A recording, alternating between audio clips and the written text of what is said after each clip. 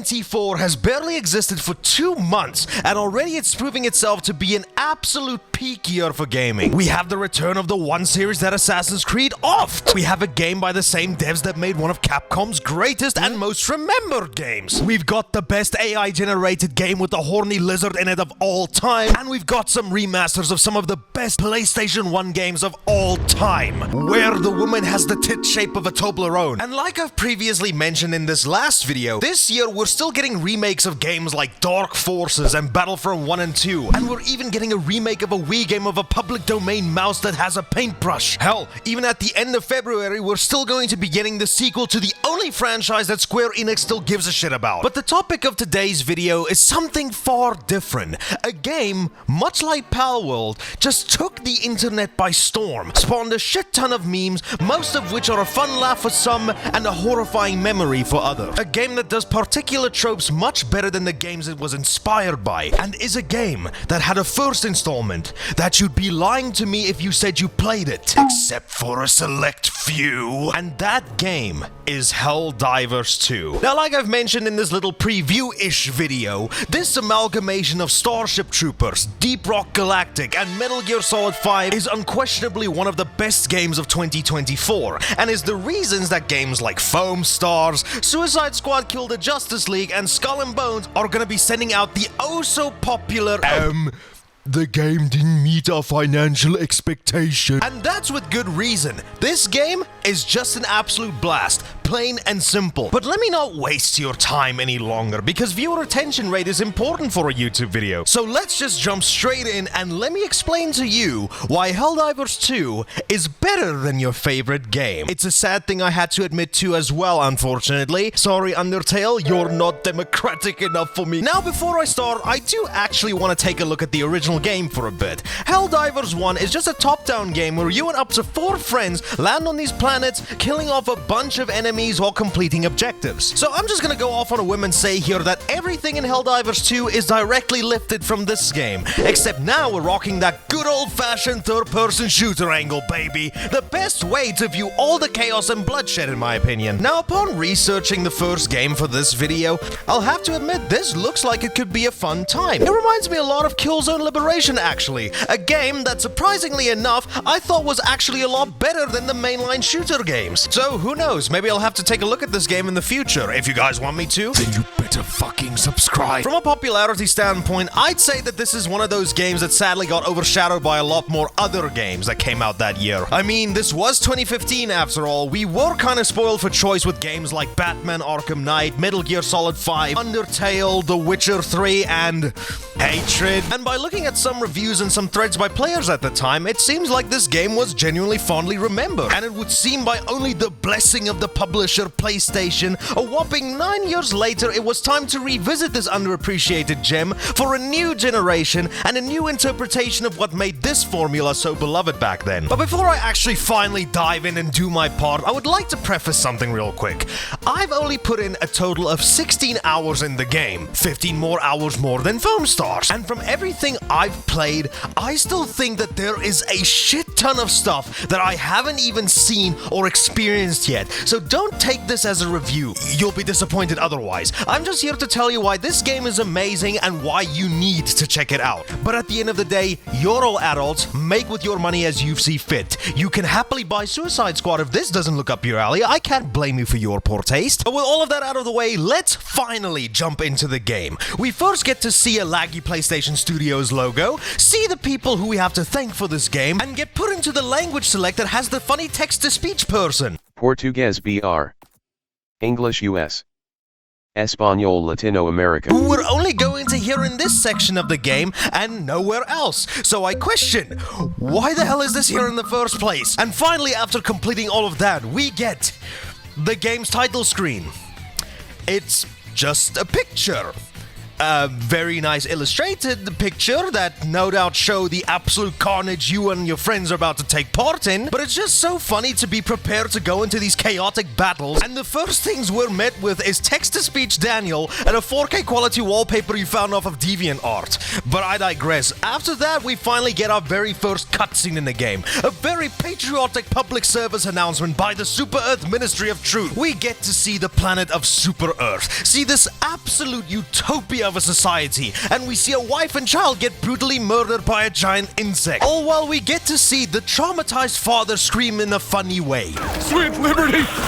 No! No joke, I absolutely pissed myself laughing after hearing this, and this pissing extends all the way to every other part of the game. This game wouldn't know how to take itself seriously even if George Lucas wrote it. It's so up its own ass with all this talk of democracy, freedom, liberty, and all kinds of stuff that makes this game feel like an American's wet dream. And I even find it more funny because the devs of this game are Swedish, so do with that information as you will. This is by no means a complaint, I should mention. With the antics you'll be getting yourself into when shit hits the fan in the main game, this game not taking itself seriously is probably one of the best decisions they could have ever made. Any case, after the intro, we get to see that one PC boot up screen from the tanker chapter in Metal Gear Solid 2, and then the tutorial starts. Hell yes, I'm Mr. Helldiver, and I'm ready to do my part in democracy. So after fiddling around with the game settings a little bit, I finally get to start. We have the map that gives us the lay of the land as well as our current objective. And yeah, you're going to be seeing me looking like a moron in these first few seconds, standing around like I'm waiting for a bus on a slow day, because of one major reason. My screen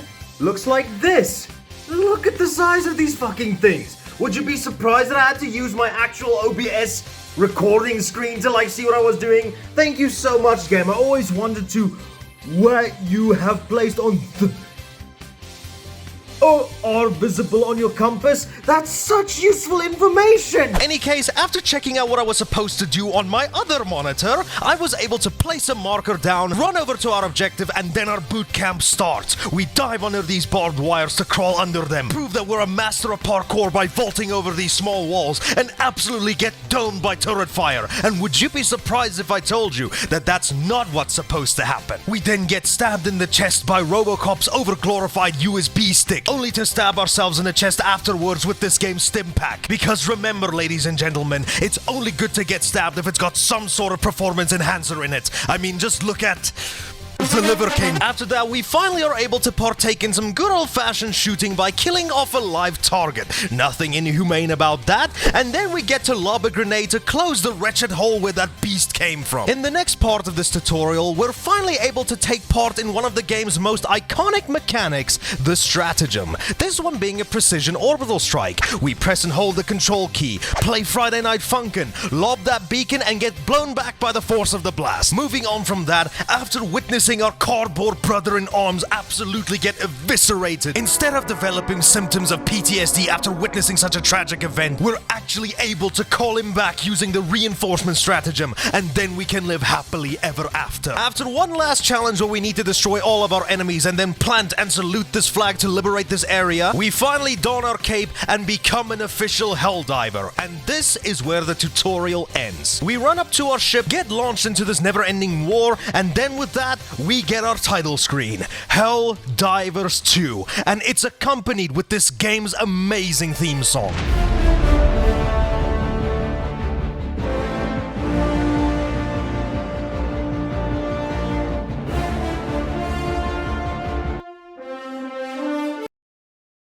Which cut out for me abruptly. It's almost like a free Spotify subscription. After that, we get designated a ship that we're able to name. Now, don't go all Modern Warfare 2 lobbies on us and think you have the right to call it something that will no doubt be held against you on a Twitter argument 20 years later. No, here we get to select a bunch of pre-made names, so I just called my ship the Lady of Equality. And once that's done, welcome to your hub, ladies and gentlemen. This is our ship.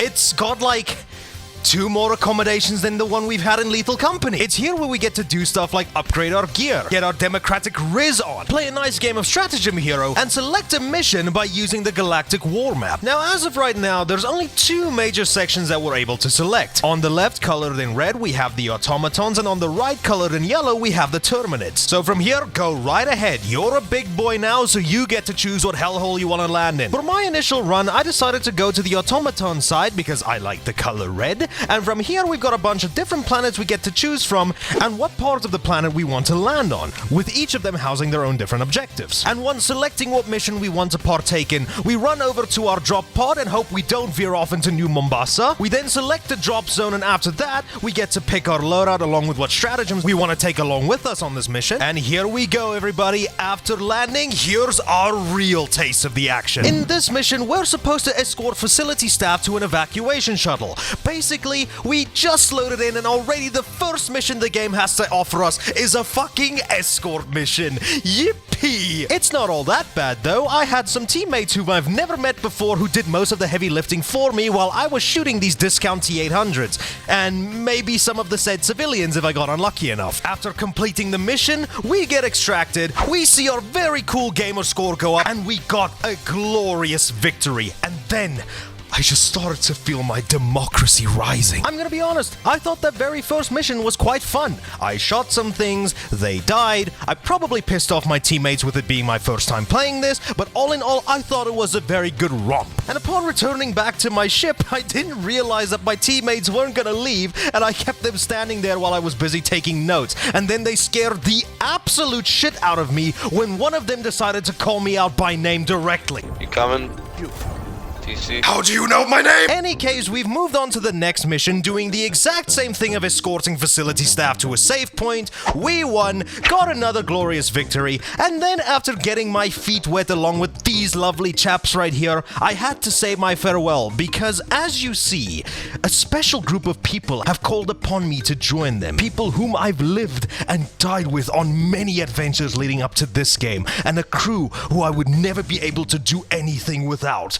The boys! And after an uneventful rock, paper, scissors match where both of us couldn't pick anything other than rock, a few hugs later, and this is where the real fun began. We loaded into this game's walking equivalent of PTSD called Malevelon Creek, got knocked on my ass by my own friends, got obliterated to the point where I was nothing more than a prop in an Eli Roth movie, launched a nuke that will no doubt clear the scourge from this planet, as well as every innocent soul that no doubt got caught in the crossfire and is probably dying from the fallout. And after all of that chaos, somehow we still won.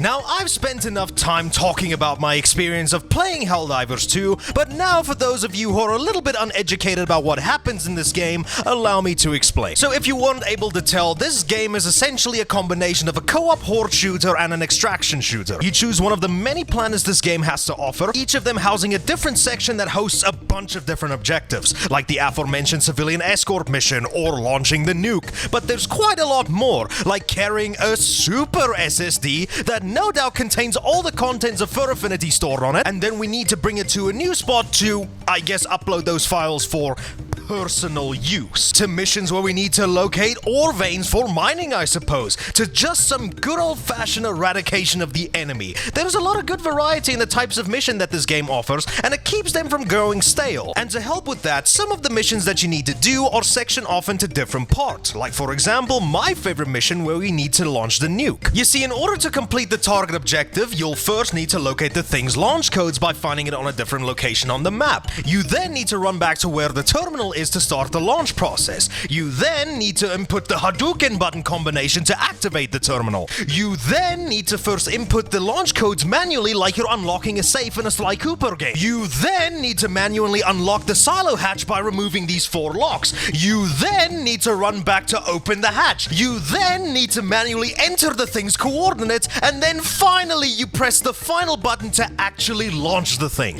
It's incredibly immersive for the kind of game that this actually is, is, and doesn't make the game get stale easily because you're actively participating in launching this large fuck-off missile instead of needing to run to the place, press one button and have it be done for you. So this is a plus in my book. And fuck, even if you want to extract out of a mission, you first need to input a button combination before you can even start the sequence of your extraction coming to get your ass. And these button combinations even extend to the game's stratagems. If you can remember from the beginning where we called down that orbital strike, in order to first activate it, you need to enter the series of buttons before you can call down what you need. The reason why I think that this really helps the game in both its gameplay and setting is that shit can go down extremely quickly, and needing to first go through this entire song and dance actually increases the tension because you can't just press one button and have the game do everything for you. And by fumbling these combos for either your stratagems or your objectives, this can cost you precious seconds of your time, or it could be the cause of your death. So I really hope that you're good at this kind of stuff. Now that I've talked about the missions, let's talk about how each of them are laid out and structured. So upon landing in your not ODST pod, you have this gigantic open map to explore, and let me tell you,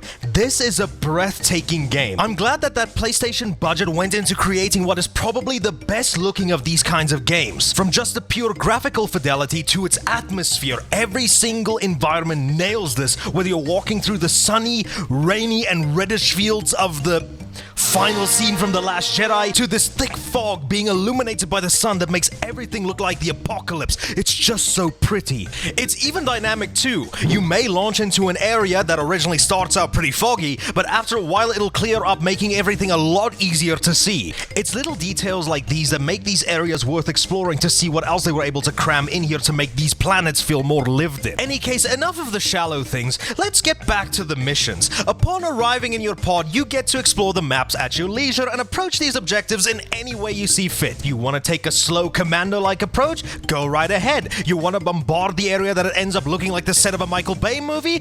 Go right ahead. Each of these places are your sandbox and you can play with them however you see fit. And it's genuinely awesome to have all these options at your disposal. Also on some of these planets, aside from just doing your main objectives, you're also able to do a set of side objectives like destroying research bases with a hell bomb, which I would advise not being in the blast radius of, unless you just duck behind a knee-high wall, then, I mean, go nuts, to destroying enemy outposts and so on. Also scattered throughout the map, you'll also notice these red areas as well. These are basically like enemy hot zones, and the larger the radius, well, I don't think you need me to explain that. But these areas house spawners that you need to destroy to gain some extra experience, these being manufacturing facilities for the automatons and nests for the Terminids. And you can just do this by simply chucking a grenade down the hatch and watch that beautiful mission complete text show up on screen. There's also what this game refers to as minor places of interest, which are just some scattered goodies throughout the maps like samples, which I'll get into later, to stuff like ammo and weapons, and this can also extend to vaults which offer you even more loot. And once you're done with all the objectives and extract out of your mission,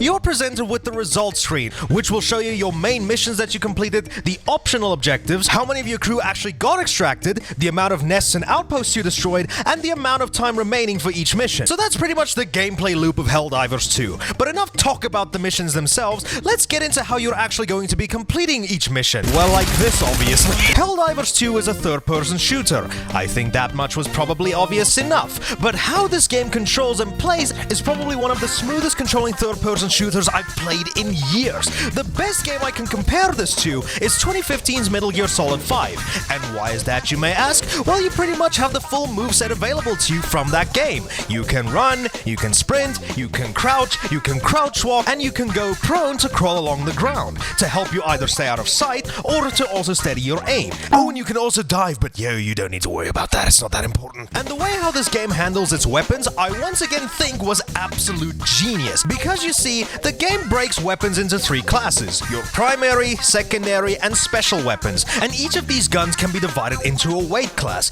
and the weight of a weapon will dictate how your aim is gonna get affected. Because when you start going into ADS, you'll notice that besides your crosshair, there's this little circle bobbing all over the screen. This is actually where your character is aiming. And based on what weapon you're using, this circle is gonna take a hell of a lot longer to center itself so you can line up a proper shot. Meaning that you can't just carry a 10-ton rocket launcher and think you're gonna be able to snipe someone from across the map spinning like you're a mid-2010s MLG player. No, you're just going to have to wait and plan out where it's the most important to whip out your heavier weapons to deal with the oncoming threat.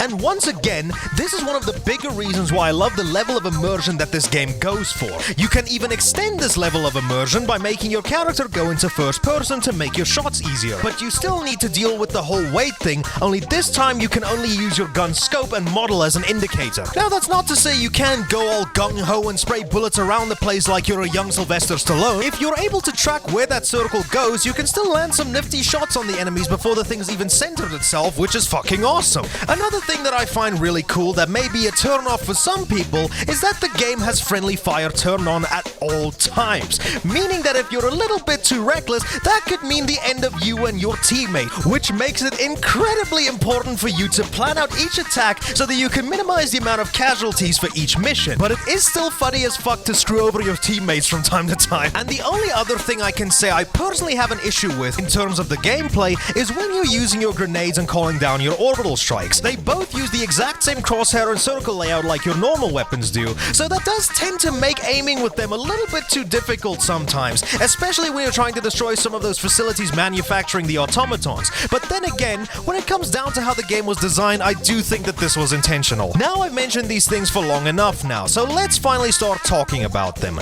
The stratagems. Yes, probably the most iconic thing in not only the game you've never heard of, but also in this game. These things are some of, if not one of the most important things you'll be going to need in order to finish missions. You see, when it comes down to using stratagems, they mainly consist of the following: orbital strikes that can range from various things to carpet bombs to precision airstrike to a giant piss stream that'll lay waste to whatever it touches, and even a mini nuke for when you're really fed up with the enemies. They can also range from sentry guns that can give you and your team a little bit of support when things just get a little bit too hectic, and they can also be stuff like equipment, like calling down a resupply pod to stock you up with ammo and stims, to other things like your special weapons, to backpacks that can resupply you on the go, or to other things like this little drone that can help you take care of enemies. But the most important stratagem out of all of them has got to be the SOS and reinforcement stratagem. And this is one of the reasons why I personally think that you'll need to go into each of these missions with a plan, because when you die, that doesn't mean game over for you. When you or a teammate dies, you can use the reinforce stratagem to call them back. But here's the problem: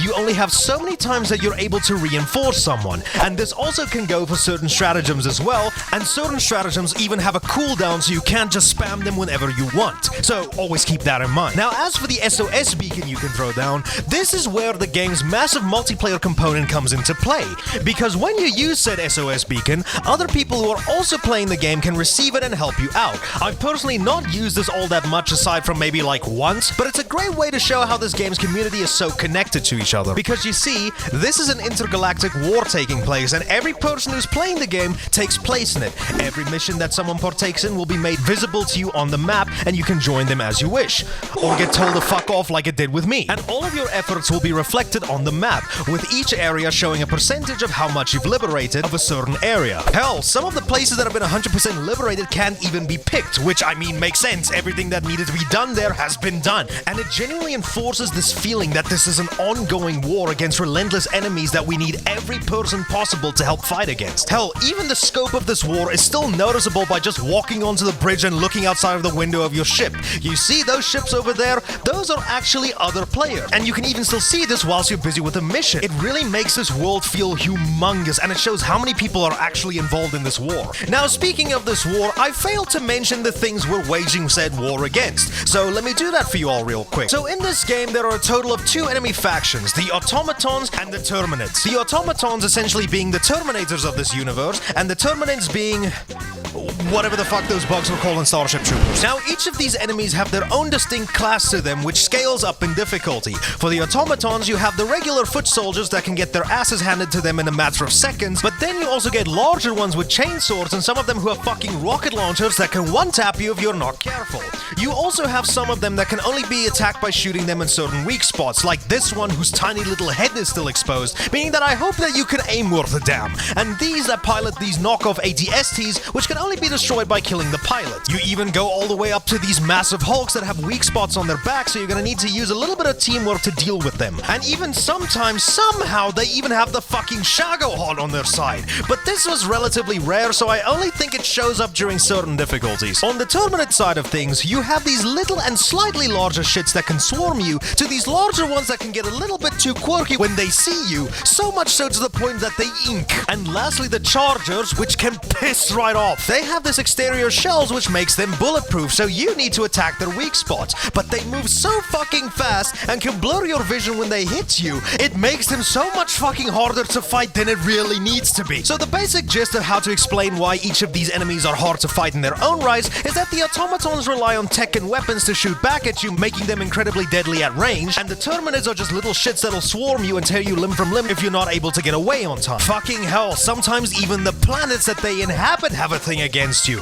because there's a large number of foliage and puddles of water that can slow down your movements, to the automatons having these mines placed outside of their base that'll do mine things when you step on them, to on certain planets something that I like to call the tit spores, that'll blind you if you walk through them and launch you through the air if you accidentally shoot one of them. Now with all of that out of the way, I think it's time for us to return to our ship a little bit so we can talk about the final thing about this game. Now you may remember I mentioned during missions you'll be able to pick up different kinds of samples. Well, also after you're done with each mission, you'll also be awarded the following: XP, that'll increase your very epic and cool gamer rank. I'm not 100% sure if this affects anything. Feel free to tell me in the comments so that I don't need to read them, but thank you so much for the engagement. This yellow currency over here that you'll be able to use to buy different stratagems you can take on different missions. These badges that you can use to purchase new weapons and swag for your character. And finally, these samples which you can use to upgrade your ship. I don't know what this does. But hold on a second, you may have noticed something that might actually shake you to your core. Because where you buy the skins as well as the new weapons are done in the Battle Pass screen, baby. Because guess what? Helldivers 2 is a live service game. And you know what that means, right? Premium in-game currency! That's right, if you want to look like a cyborg Tusken Raider, then why not spend some of your hard-earned money to buy this helmet after already spending $40 on the base game, because that's just fucking perfect. But if I'm being completely honest here, this game handles its moniker really well. Much like something like Fortnite, I genuinely think that this game implements its live service better than most. Hell, the most expensive thing that you can buy in the currency store is literally just $20. Now, in contrast to something like Foam Stars I took a look at a while ago, some of the skins prices alone in that game are literally twice the price of the actual game. And like a good live service game, you can still earn premium currency in the normal battle pass, as it should be. So now I can look like a cyborg version of a Tusken Raider and watch how a corrupted Jedi going to the dark side slaughters my entire family in style. I'm still not a humongous fan of this decision though. I understand if you open up a dictionary and look up the word penny pincher, then the first picture that'll pop up is me, but still, I think that $40 for a game and having microtransactions in it on top of that still rubs me the wrong way. If the game was maybe more priced around like $15 to $25, and obviously if it was free, then I'd be singing a different tune. But I still guess I can't deny the fact that what they're doing here with their live service is still leagues better than the $70 bullshit that games like Call of Duty are pushing. Now, there are a few things I'd still like to talk about before ending off this video. The game may be awesome, but it is by no means perfect. My main gripes are as followed. Every once in a while, the game has tendencies to shit itself. There's a few times that I got stuck in the environment and I needed to fish myself out of this mess the only way I knew how. One time I even got killed so hard I left this physical plane of existence. And the worst thing that I've experienced personally is the frame drops. Now, like I've mentioned in the smaller video, I'm willing to admit that this might 100% be a me exclusive issue. If you want to confirm that, here's my PC specs on screen for you to read up and see if this is the case. It's not always like that though. Sometimes the game ran extremely smoothly for me, but then in random moments the game will just shit itself and drop down to like 30 FPS and sometimes lower. But I want to say that this isn't surprising to me. Yeah, it's kind of annoying that it happens, but A, do you see how pretty this game looks? I'm starting to feel like I should be surprised that the game even starts for me sometimes because of how good it looks, and B, the obvious. So much shit happens on screen at once, it's a little bit unfair to expect that this game is 100% gonna remain stable. Hell, I've even had some of my buddies tell me, who have got stronger PCs than me by the way, that the game also had some pretty funky frame drops for them as well, so hopefully this will be able to get patched out somewhere in the future. Only other thing I feel that's worth noting that I've actually never experienced before is that the game was notorious for having a shit ton of server issues upon its launch. So much so to the point where Sony was telling people to just flat out not buy the game until the server issues were fixed. From my knowledge though, these issues mainly happened because Sony wasn't expecting just how successful this game was going to turn out to be. So while they can be faulted for having such low expectations on a project that they themselves funded, I mean, you also gotta kind of remember that the first Helldivers flew under the radar, right? So you can't really blame them that much. Anywho, I never really encountered any of these server issues personally, aside from maybe a few instances when the game told me to piss off when I wanted to join someone else's game, and the last few games I've played had a bunch of my buddies disconnecting randomly, but for me personally, I never had any issues, so I can't really talk on this myself. But now, with that entire 30-minute discussion out of the way, this game is 100% recommendation from me. Everything about this game, aside from the problems I just talked about, is just pure awesomeness, from the great graphics and gameplay to the absolute chaos you can cause on each mission. It's just so much fun, and that's really the best way I can describe Helldivers 2. It's just fun. They're not going overly ham with microtransactions, not hiding away any of the good stuff behind an arbitrary paywall. The game is just load it up, get a few friends together, and just have a fucking good time. So good job Arrowhead Studios and PlayStation. You guys have just released one of the best co-op shooters, not just only in 2024, but I'd also argue of all time. But with all of that out of the way, you guys know what you need to do. Buy Helldivers 2 firstly, but if you don't have $40 to spare, it's a lot cheaper to just drop me a like and a sub. And if you guys have a little bit of money that you're willing to spare, maybe consider joining my Patreon or becoming a channel member. I'll try not to waste all of your contributions on a battle pass. But with all of that being said, thank you guys all so much for watching, and I'll see you all in the next video. Goodbye, love you all.